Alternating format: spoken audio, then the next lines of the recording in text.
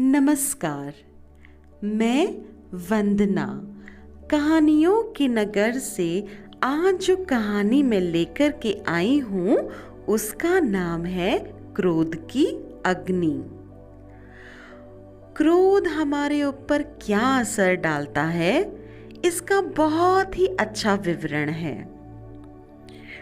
बहुत समय पहले की बात है, आदि शंकराचार्य और मंडन मिश्र के बीच 16 दिन तक लगातार शास्त्रार्थ चलता रहा।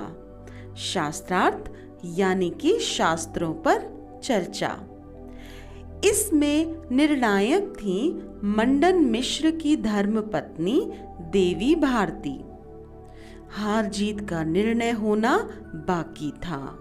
इसी बीच देवी भारती को किसी आवश्यक कार्य के लिए कुछ समय के लिए बाहर जाना पड़ा, लेकिन जाने से पहले देवी भारती ने दोनों ही विद्वानों के गले में एक फूल माला डाल दी और कहा, ये दोनों मालाएं मेरी अनुपस्थिति में आपकी हार और जीत का फैसला करेंगी। यह कहकर देवी भारती वहां से चली गई। शास्त्रार्थ की प्रक्रिया आगे चलती रही। कुछ देर पश्चात देवी भारती अपना कार्य पूरा करके लौट आई। उन्होंने अपनी निर्णायक नजरों से शंकराचार्य जी और मंडन मिश्र जी को बारी बारी से देखा और अपना निर्णय भी सुना दिया। कैसे सुना दिया होगा?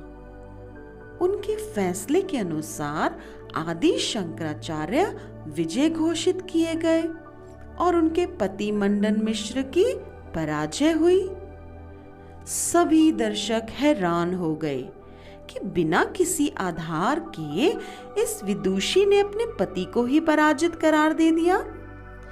एक विद्वान ने देवी भारती से नम्रता पूर्वक जिज्ञासा की, हे देवी, आप तो शास्त्रार्थ के मध्य ही चली गई थी, फिर वापस लौटते ही आपने ऐसा फैसला कैसे दे दिया?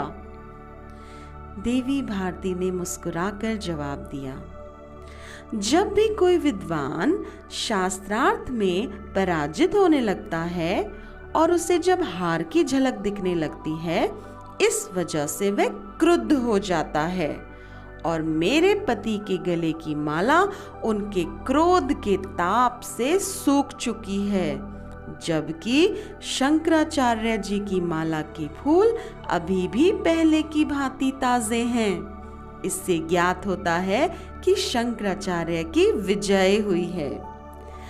विदुषी देवी भारती का फैसला सुनकर सभी दंग रह गए। सबने उनकी काफी प्रशंसा की।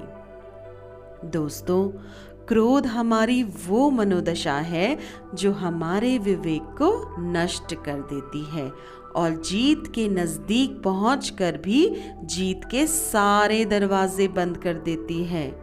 क्रोध न सिर्फ हार का दरवाजा खोलता है, बल्कि रिश्तों में दरार भी लेकर आता है। लाख अच्छाइयां होने के बावजूद भी क्रोधित व्यक्ति के सारे फूल रूपी गुण उसके क्रोध की गर्मी से मुरझा जाते हैं। क्रोध पर विजय पाना आसान तो बिल्कुल नहीं, लेकिन उसे हम कम आसानी से कर सकते हैं। पता है कैसे? अपने क्रोध का मूल कारण को जानें, समझें और उसे सुधारने का प्रयत्न करें। आप पाएंगे आपका क्रोध अपने आप ही कम होता चला जाएगा। बस इतनी सी थी ये बात।